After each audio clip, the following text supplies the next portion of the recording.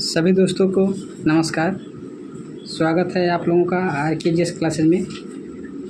हम भौतिक विज्ञान के महत्वपूर्ण प्रीवियस ईयर प्रश्नों की श्रृंखला देख रहे हैं, जो भौतिक विज्ञान का चैप्टर नंबर 2 है यांत्रिकी, उससे संबंधित क्वेश्चन देख रहे हैं।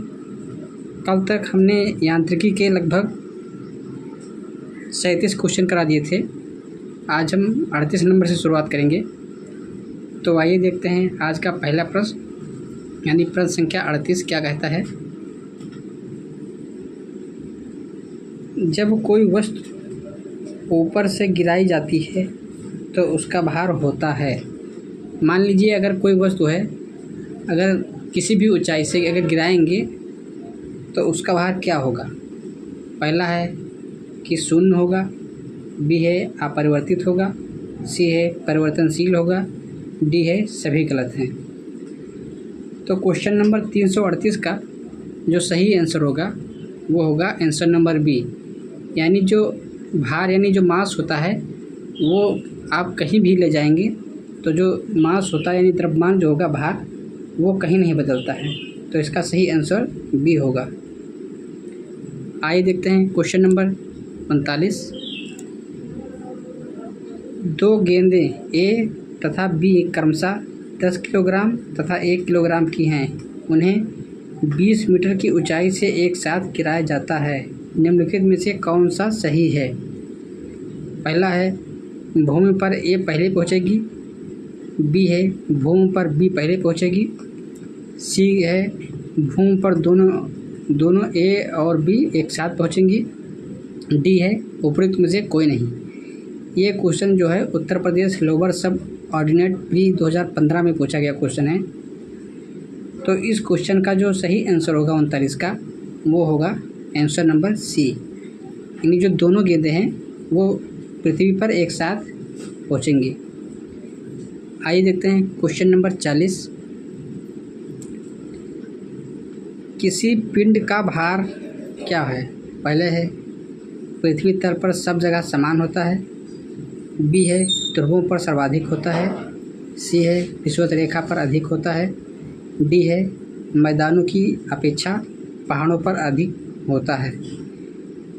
तो क्वेश्चन नंबर 40 का जो सही आंसर होगा वो होगा आंसर नंबर बी, यानी जो किसी भी पिंड का जो भार होगा वो ध्रुवों पर सर्वाधिक होगा और जबकि विषुवत रेखा पर वो कम होता है। यानी इसका जो सही आंसर है वो होगा आंसर नंबर बी। आइए देखते हैं क्वेश्चन नंबर 41। पीसा की झुकी हुई मीनार गिर नहीं जाती क्योंकि। जो पीसा की मीनार है वो क्यों नहीं गिरते हैं। पहला ऑप्शन है वह शीर्ष भाग में पतली यानी टेपर हो गई है, बी है वह बड़े तल क्षेत्रफल को आच्छादित करती है, सी है इसका गुरुत्वाकर्षण केंद्र निम्नतम स्थिति में रहता है, डी है गुरुत्व केंद्र से जाने वाली ऊर्ध्वाधर लाइन यानी जो रेखा है तल के अंदर रहती है।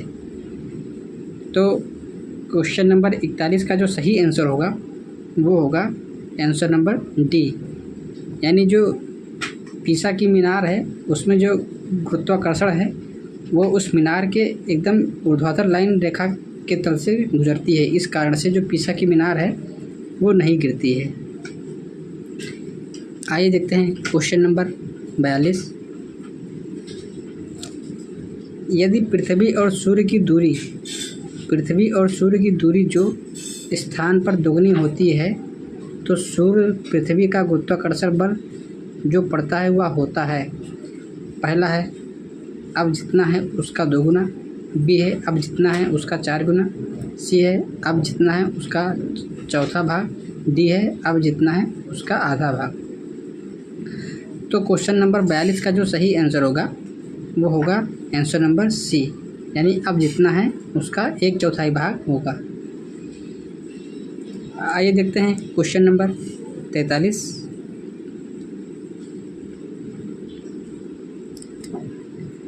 निम्नलिखित कथन है चंद्रमा पर मानव का वजन पृथ्वी की तुलना में 1/6 रहता है।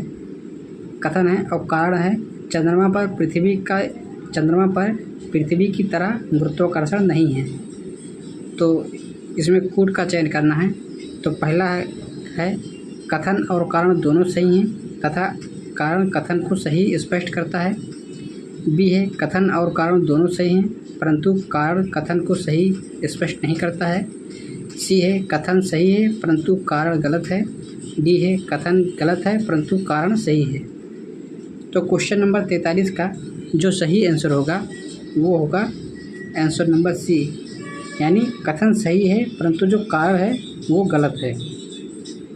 यानी जो चंद्रमा पर कह रहा है कि चंद्रमा पर पृथ्वी की तरह गुरुत्वाकर्षण नहीं है, तो ये जो स्टेटमेंट दिया हुआ है ये स्टेटमेंट गलत है क्योंकि चंद्रमा पर भी गुरुत्वाकर्षण पाया जाता है। तो इस तरह इस क्वेश्चन का आंसर सी होगा। आइए देखते हैं क्वेश्चन नंबर 44। मानव शरीर का भार होता है, मानव शरीर का भार अधिकतम कहाँ होता है? पहला है ध्रुवों पर अधिकतम। बी है पृथ्वी की सतह पर सब जगह एक समान। सी है विषुवत रेखा पर अधिकतम। डी है मैदानी भागों की अपेक्षा पर्वतों पर अधिक होता है। तो क्वेश्चन नंबर 44 का जो सही आंसर होगा वो होगा आंसर नंबर ए, यानी जी जो मनुष्य का भार होगा वो ध्रुवों पर अधिकतम होगा, यानी इसका आंसर नंबर ए होगा। आइए देखते हैं क्वेश्चन नंबर 45 क्या कहता है।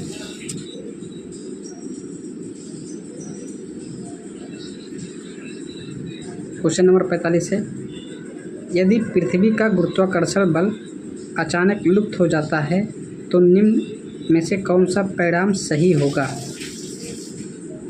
पहला है वस्तु का भार शून्य हो जाएगा परंतु द्रव्यमान वही रहेगा। बी है वस्तु का द्रव्यमान शून्य हो जाएगा परंतु भार वही रहेगा। सी है वस्तु का भार तथा द्रव्यमान दोनों शून्य हो जाएंगे। डी है वस्तु का द्रव्यमान बढ़ जाएगा। तो क्वेश्चन नंबर 45 का जो सही आंसर होगा वो होगा आंसर नंबर ए, यानी जो वस्तु का भार शून्य हो जाएगा परंतु जो द्रव्यमान है वही रहेगा, क्योंकि जो द्रव्यमान होता है वो द्रव्यमान आप कहीं भी ले जाएंगे तो द्रव्यमान में कोई परिवर्तन नहीं होता है। आइए देखते हैं क्वेश्चन नंबर 46 की तरफ, यानी 45 का ये होगा। पृथ्वी के चारों ओर परिक्रमा कर रहा कृत्रिम उपग्रह इसलिए पृथ्वी पर नीचे नहीं गिरता है क्योंकि पृथ्वी का आकर्षण डैश है। पहला है उतनी दूरी पर अस्तित्वहीन होता है। बी है चंद्रमा के आकर्षण से निष्क्रिय हो जाता है। सी कह रहा है उसकी नियमित चाल के लिए आवश्यक गति प्रदान करता है। डी है उसकी गति के लिए आवश्यक त्वरण प्रदान करता है। तो क्वेश्चन नंबर 46 का जो सही आंसर होगा वो होगा आंसर नंबर डी, यानी जो कृत्रिम उपग्रह है उसको जो उसकी गति को जो आवश्यक त्वरण प्रदान करता रहता है, इसीलिए जो कृत्रिम उपग्रह होता है वो पृथ्वी पर नहीं गिरता है, यानी आंसर नंबर डी होगा।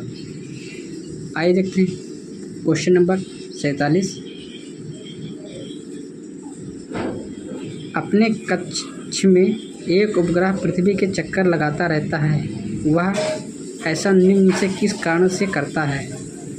पहला है अपकेंद्रीय बल। बी है केंद्राभिमुखी बल। सी है गुरुत्वाकर्षण बल या इसकी कमी। डी है कोई अन्य बल। तो क्वेश्चन नंबर 47 का जो सही आंसर होगा वो होगा आंसर नंबर बी, यानी केंद्राभिमुखी बल होगा। आइए देखते हैं क्वेश्चन नंबर 48 की तरफ क्या कहता है। प्रकृति के ज्ञात बलों को 4 वर्गों में विभाजित किया जा सकता है। जो प्रकृति में बल हैं उन्हें 4 वर्गों में विभाजित किया जा सकता है, जैसे गुरुत्व बल और उसके बाद विद्युत चुंबकत्व बल, दुर्बल नाभिकीय बल और प्रबल नाभिकीय बल, यानी ये 4 बल हैं। उनके संदर्भ में निम्नलिखित में से कौन सा एक सही नहीं है? पहला है गुरुत्व चारों में सबसे प्रबल है। बी है विद्युत चुंबकत्व सिर्फ विद्युत आवेश वाले कणों पर क्रिया करता है। सी है दुर्बल नाभिकीय बल विघटनाभिकता का कारण है। डी है प्रबल नाभिकीय बल, परमाणु के केंद्र में प्रोटॉन और न्यूट्रॉन को धारित किए रखता है। तो क्वेश्चन नंबर 48 का जो सही आंसर होगा वो होगा आंसर नंबर ए, यानी जो गुरुत्व है वो चारों में सबसे प्रबल बल नहीं है, यानी इसका आंसर ए होगा। आइए देखते हैं क्वेश्चन नंबर 49की तरफ। लोलक की कालावधि जो टाइम पीरियड होता है वो क्या होता है? पहला है द्रव्यमान के ऊपर निर्भर करती है, बी है लंबाई के ऊपर निर्भर करती है, सी है समय के ऊपर निर्भर करती है, डी है तापक्रम के ऊपर निर्भर करती है। तो जो लोलक का काल अवधि होती है यानी टाइम पीरियड वो उसकी लंबाई पर निर्भर करती है, यानी इसका जो सही आंसर होगा वो होगा आंसर नंबर बी। आइए देखते हैं क्वेश्चन नंबर 50। लोलक की घड़ियां गर्मियों में सुस्त हो जाती हैं क्योंकि पहला है गर्मियों में दिन लंबे होते हैं, बी है कुंडली में घर्षण होता है, सी है लोलक की लंबाई बढ़ जाती है, डी है लोलक के भार में परिवर्तन हो जाता है। तो क्वेश्चन नंबर 50 का जो सही आंसर होगा वो होगा आंसर नंबर सी, यानी जो लोलक की घड़ियां हैं वो गर्मियों में उनकी लंबाई बढ़ जाती है, जिस कारण से क्या होता है कि जो लोलक घड़ियां होती हैं वो सुस्त हो जाती हैं। आइए देखते हैं आज का आखिरी क्वेश्चन यानी क्वेश्चन नंबर 51 क्या कहता है। एक लड़की झूले पर बैठी स्थिति में झूला झूल रही है, उस लड़की के खड़े हो जाने पर प्रदोल आवर्तकाल डैश होगा। पहला है कम हो जाएगा, बी है अधिक हो जाएगा, सी है लड़की की ऊंचाई पर निर्भर करेगा, डी है अपरिवर्तित रहेगा। तो क्वेश्चन नंबर 51 का जो सही आंसर होगा वो होगा आंसर नंबर ए, यानी कम हो जाएगा। तो आज के लिए इतना ही, कल एक और नए वीडियो में मिलेंगे। तब तक के लिए नमस्कार, जय हिंद, वंदे मातरम।